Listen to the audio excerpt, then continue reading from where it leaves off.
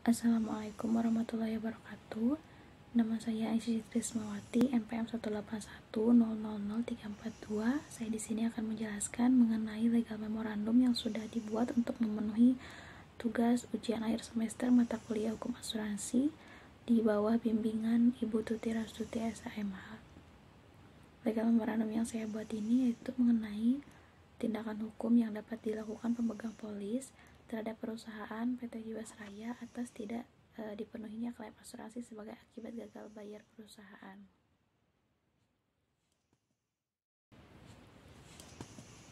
Yang pertama, untuk pembahasannya yaitu mengenai kepala legal memorandum atau heading.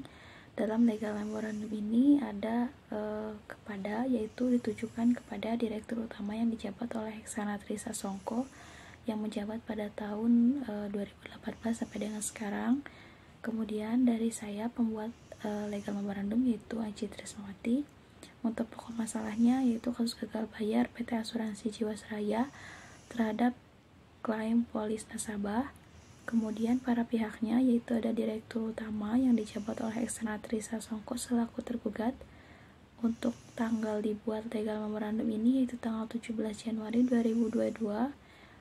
Perihalnya yaitu mengenai tindakan hukum yang dapat dilakukan pemegang polis terhadap perusahaan PT Jiwasraya atas tidak dipenuhinya klaim asuransi sebagai akibat gagal bayar perusahaan.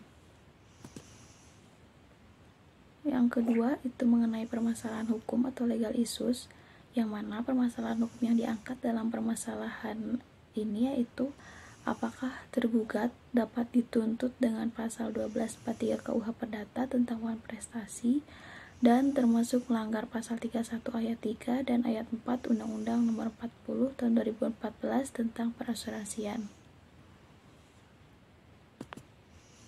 Kemudian untuk poin selanjutnya yaitu mengenai asumsi, di mana asumsi yang diambil yaitu mengenai ketidakmampuan PT Asuransi Jiwasraya dalam memenuhi kewajibannya dapat dikatakan sebagai perbuatan non-prestasi dan termasuk ke dalam pelanggaran Undang-Undang Nomor 40 Tahun 2014 Pasal 31 ayat 3 dan Pasal 31 ayat 4.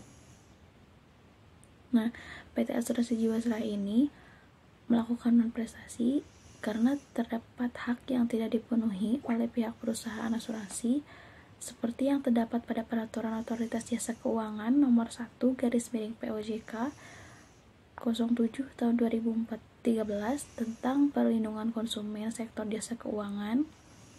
Kemudian pasal 6 ayat 2 perusahaan jasa keuangan wajib menyampaikan informasi tentang penundaan atau penolakan permohonan produk dan atau layanan. Nah, namun hal di atas tersebut tidak dipenuhi oleh perusahaan asuransi. Nah, salah satu hak yang dapat dipenuhi oleh pihak perusahaan yaitu mengenai restrukturisasi atau perpanjangan periode investasi telah tertulis di dalam polis asuransi.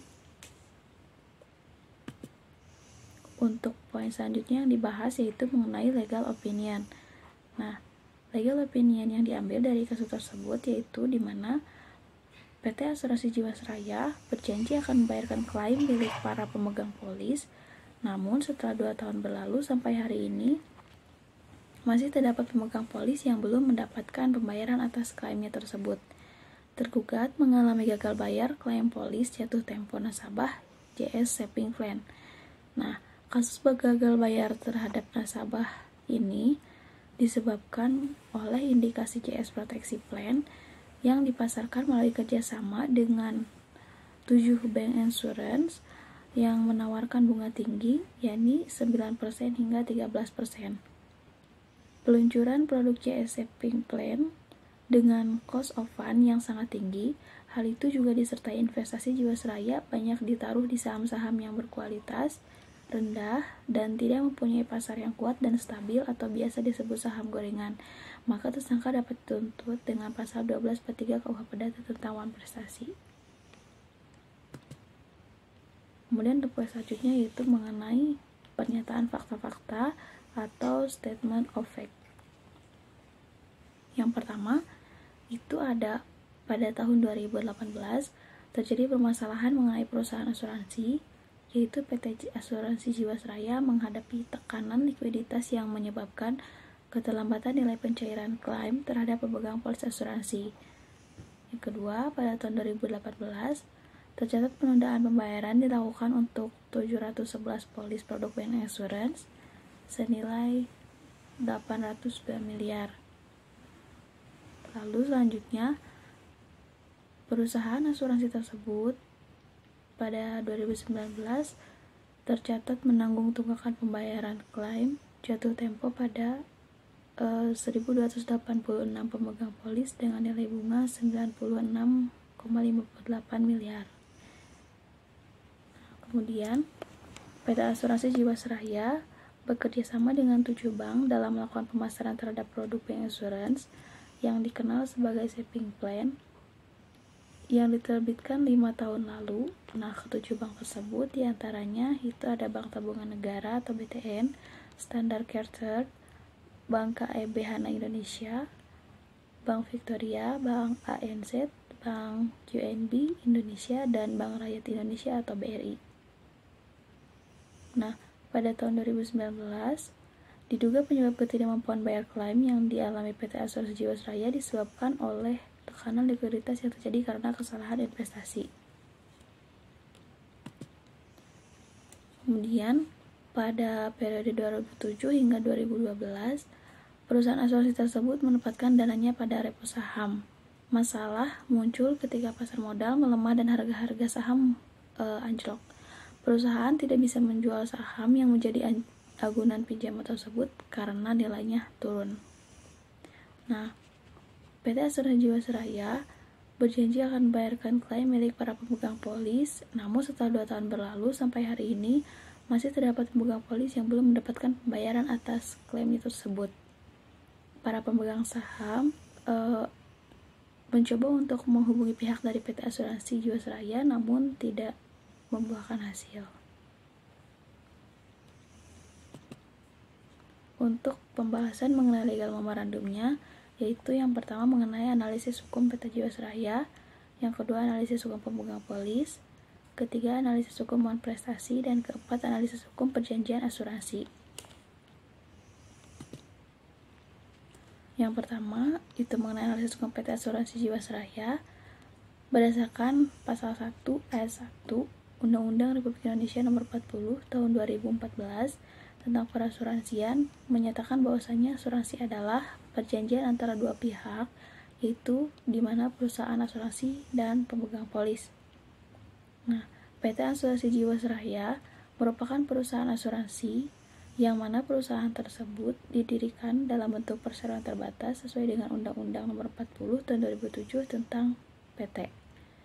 Dalam penelitian ini, PT Asuransi Jiwasraya merupakan pihak penanggung yang wajib untuk memenuhi klaim dari pemegang polis sesuai dengan pasal 23 ayat 1 Peraturan Pemerintah Republik Indonesia Nomor 73 Tahun 1992 tentang penyelenggaraan usaha perasuransian yang menyatakan bahwa perusahaan asuransi atau perusahaan reasuransi dilarang melakukan tindakan yang dapat memperhambat penyelesaian atau pembayaran klaim atau tidak dilakukan tindakan yang seharusnya dilakukan yang dapat mengakibatkan penyelesaian atau pembayaran klaim.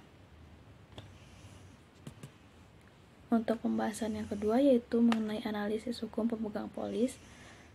Untuk poin pertama, berdasarkan Undang-Undang Nomor 40 Tahun 2014 pada pasal 1 angka 22 disebutkan bahwasanya pemegang polis itu diartikan sebagai suatu pihak yang mengikatkan dirinya dan menjadi tanggungan dari perusahaan asuransi dalam penelitian ini.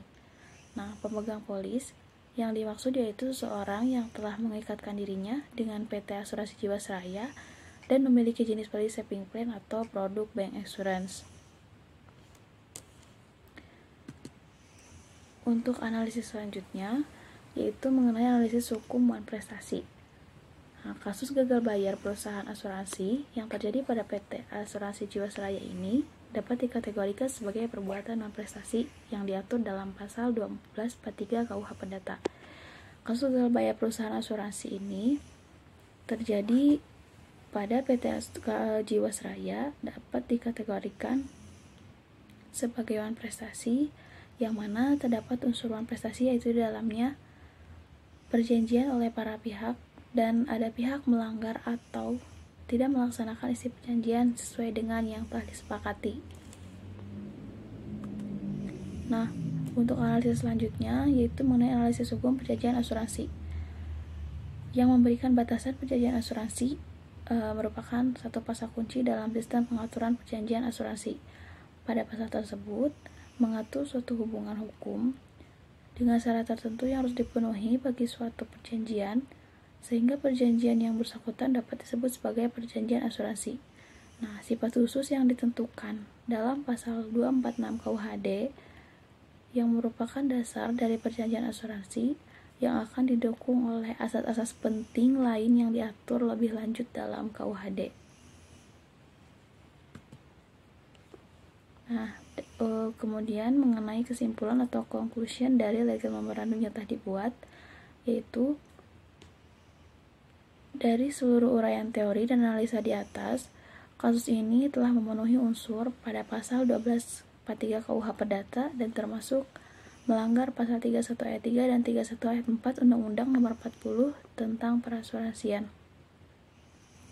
Pasal 11 dan pasal 21 Undang-Undang Nomor 40 tahun 2014 tentang Perasuransian karena pelanggaran kedua pasal ini dikenakan sanksi administratif berupa peringatan, pembatasan usaha, larangan pemasaran produk, pencabutan izin, pembatalan pendaftaran dan persetujuan, denda administratif dan atau larangan menempati posisi tertentu.